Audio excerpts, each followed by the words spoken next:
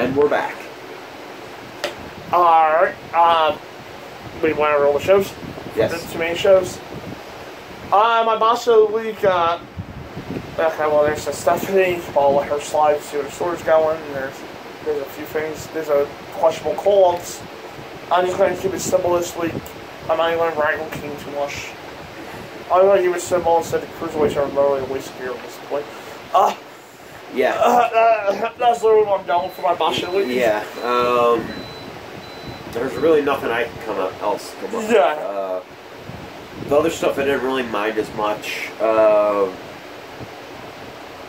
And there could have been some things that could have been a little better or used a bit in a different way, but I think my biggest problem probably was the cruiserweights. Right. Just because they were just thrown out there, just a group of 10 guys just thrown out there, just to, here's time. We don't care. Clearly. Yeah. On show of the week. I do have my pick. Okay. Alright, so you ready? Yeah. 1, 2, 3. Smackdown. Go ahead. I literally gave it to him because I didn't have as many problems, and my biggest problem of the week also went to Raw. So SmackDown obviously would get the win. Yeah, I thought the shows are a little bit more even. Yes. But it came down to the biggest news of the shows for me, which were the woman invasions. But for SmackDown, executed those better. Yeah. And Raw had the day here. Exactly. As they tend to do. I think that makes it 7 weeks in a row now for SmackDown. If I'm not mistaken. So next week, if SmackDown wins this week, then it'll be Raw hasn't won in 2 months. And we don't even bother to disagree. No. Alright, moving on to 5 Live. Okay. There was actually a really good match on the show. I'm going to step out of frame 1 quick second. There was actually a really good match on the show. Yeah, there was. It opened up the show though. Of course, it's the national treasure, Drew Gulak. Right. Enzo Amore was able to retain his cruiserweight championship at Survivor Series against Kalisto, as the commentators call him. So we saw the pub of him as a champion for a little while longer. But WWE, it looked like the cruiserweight division was getting more love in recent months. But things have leveled out, and 205 Live is still considered the C show. Actually, they're pretty nice. The D show. Yeah. There's NXT. The NXT is a Brave Rise stars and three different divisions, so it has a few ranges in between the line. Exactly. Those we show saw Enzo Amore had matches booked for his followers to see who would impress him enough to earn a future title shot. Opening match, Drew Gulak versus Akira Tozawa in a street fight. Before the show got started, Enzo Amore held a Thanksgiving celebration with some of his cronies backstage. He told them to rep the Enzo brand and they might just earn a title shot. The first match they needed was a street fight between Drew Gulak and Akira Tozawa. But before the bout got started, Gulak tried to continue his PowerPoint presentation.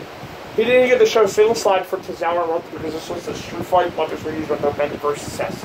They had a slow start, but this eventually turned into a great match. Both men took risks, and they found creative ways to use their offense and more dangerous environment. Tozawa got the winner to put Gulak through a table with a trash can on his head, but he made sure to hit the candlestick several times first. First of all, here the dinner segment beforehand was filmed in advance from Gulak got out of the gobbledygook costume. And there's right here faster than that should be possible. Also, the gobbledygooker was hilarious and probably won't get the attention it deserves. No. Of course will. Gulak counter and Tozawa's suicide dive with a suplex on the ring. Was impressive. Yeah. I'm telling you, Gulak is the national treasure. Even though what he's in is often not really looked at or not looked at highly as it should, but he's been performing. If there's one thing you should watch on 205 Live, it's generally the Drew Gulak. Yeah. Up next, Mustafa Ali versus Tony Nese. The second match tonight also featured a member of the Zoe Train trying to prove his work when Tony Nese went up against Mustafa Ali. The bout wasn't bad anyway, but filled the match some level of fun or excitement in the street fight we saw on the show. Ali looked like he was about to win with the 0-5-4 when Nese was able to slam his head in the ring post and finish with a run knee for the win. Nese getting the win may lead to a title shot in the future, which is a little longer to this point. He was willing to stand up before the Sword Cruiserweight Classic, as criminal although he has wasted him up to this point. Nice went from scarfing down Turkey backstage to criticize everyone else's physique for his interest. Ali's flip from the top rope to the floor, though, followed by a somersault, was smooth itself. Yeah. And Nice really ever uses his high-flying skills anymore. And it seems like WWE wants to play him up in his powerhouse persona, where he will be so much better if he's able to display his versatility more often. His cruiserweight clicks and matches show that. Yeah. Well, yeah, they completely mishandled these weights. I don't have them do the high-flying stuff they usually do. In fact, for some reason, Mustafa Ali, I think, is the only one that's allowed to do high-flying moves, it seems like. Even Kalisto got toned down a bit, yeah. It seemed like. Or if he did, it didn't really draw the same excitement. But another thing is, I think we talked about this before, and this is last year we talked about this. Yeah. Guys on the roster do more flying, on the main roster, do more flying than actual cruiserweights. Yeah. So they just look like they're copying them, unfortunately. Exactly. Yeah. It didn't gain as much as I mean. It was fine for what it was, but I thought the first one was definitely way better. And the main event, Martin Noam versus Cedric Alexander or Swan. Amore coming down Dar to the ring, take on Cedric Alexander or Swan in the main event. This was a standard tag team match because all from our top performers. It was still an entertaining contest. Swan and Alexander are meshed into a great team. Yep. Team. I agree with that, yes. Tag team. Or Raw. Nothing. They don't get that idea now. Due to their frequent tag matches, so they create some interesting double team maneuvers. Dar saved Amore from Alexander's ramp towards the end, which allowed Swan to take advantage of the distraction to get the pin with a Phoenix Splash. The Zo Train jumped the winners, beat them down before they had a chance to celebrate. Tazawa and Ali tried to offer some resistance, but Gulak and Nice called them off for restoring the Shonda with the entire Zo Train. Destiny's babyface rivals going to group with Loma moments continues to set himself as a real stable. Amore promised a few shell shots that were impressed him, but he never said how he would choose if more than one person got wins. In this case, Tony Nice was only one of them. Yeah. It was kind of nice of Amore to hang out. There was, I think, a moment in the match that Amore went out to hang out with the kid ringside, so you get the fan good memory, and so doesn't know if his face revealed there. Yeah, apparently. And though the big news of 2 Live and promo player on the show for a head of the day of Thomas will come debut. It's too bad he never had run the NXT title, but it'll be great to see him on the main roster. Yeah. Yeah, that's one of the more exciting things about the Cruiserweight division now. Hideo coming in and probably going to start kicking his heads off, hopefully.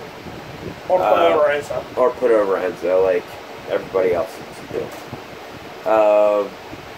Yeah, I really like the first match, but after that, it didn't really match that excitement as good. No. Next on NXT. Yep. On the heels of an explosive. I don't know. You were lounging on my lap there for a second. Oh, I'm sorry. I'm sorry. I meant, my bad. On the explosive NXT Takeover War Games. The Revolutionary brand returned at WWE Network shows essentially a recap of Saturday Night's live segment essential, but did feature an extraordinary battle for the WWE United Kingdom Championship between Bruiserweight Pete Dunne and challenger Johnny Gargano. Will Johnny wrestle be able to shake over Russo to string this Dunne and win the title or will the Ruthless and Ray Long Chamber emerge to lose the championship tag? Fairly silence in the era of the Bruiserweight. It was not the only match on the cards, as WWE calls Ruby Riott and Sonya Deville. Squared off and still competition. First, Ruby Riott versus Sonya Deville. You're on the side of the frame. I'll give Ruby love. Get it. Chain wrestle started match is to show Riott one of her opponent. Her experience the difference. The series arm drags and also like kicks counter. Continue to punk rocks Princess early roll. But I think that's her nickname. Or not, That's what they called her, yeah. Oh, okay. They called her the Punk Rock Princess. But Deville targeted the Prison Triangle over opponents used to control him to the break. Back on the break, Riott scored a Schoolgirl World for a count 2, but Deville called the baseline while she played up the heel stress advantage. Riott called a charge of Deville's elbow to the face as she was on to fall. Her foot, she headed the ring apron. She still much enough energy for DT for the ropes. To Deville, both was showing her feet. Riott on one leg delivered springboard senton and scored her in near fall. Deville called Riott and tried armbar and shit and tried to enter Riott and ankle lock. Somehow she faltered and messed me.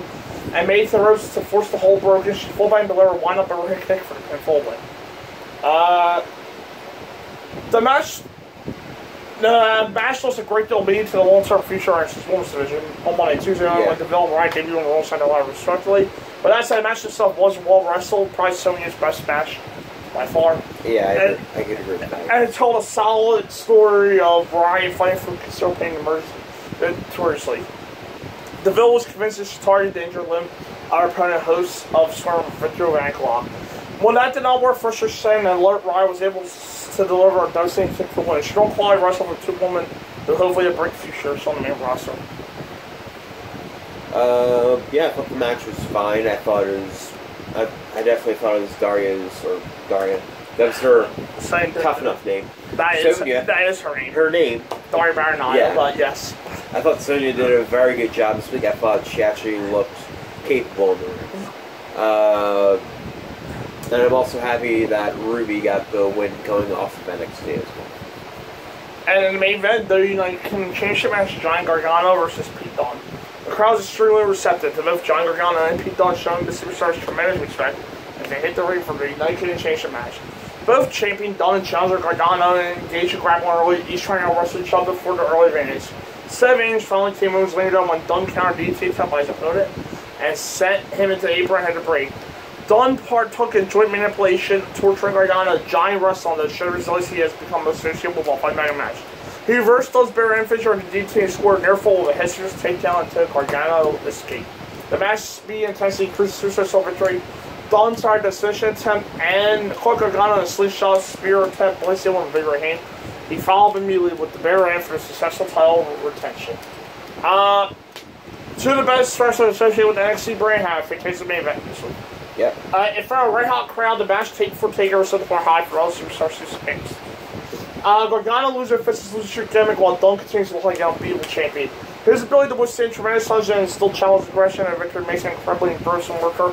A great match with no long ways to effects on the brand to speak of outside Gargano's continuing play. Yeah. I'm going to say the best match of the week. Yeah. On the main roster, I'm trying to run that Miz for me, but yeah. Overall, it was the best match of the week for me. Yeah, if you haven't seen it yet, go and see it. Yeah, I remember the fans made this one happen because it was just exclusive. So, yeah. So, fans, to all the fans, you're welcome. Yes, you're welcome. You're welcome.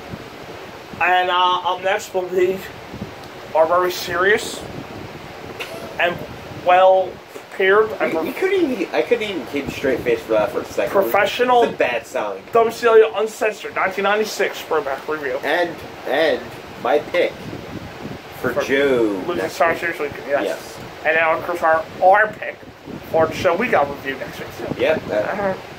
See you in the next video.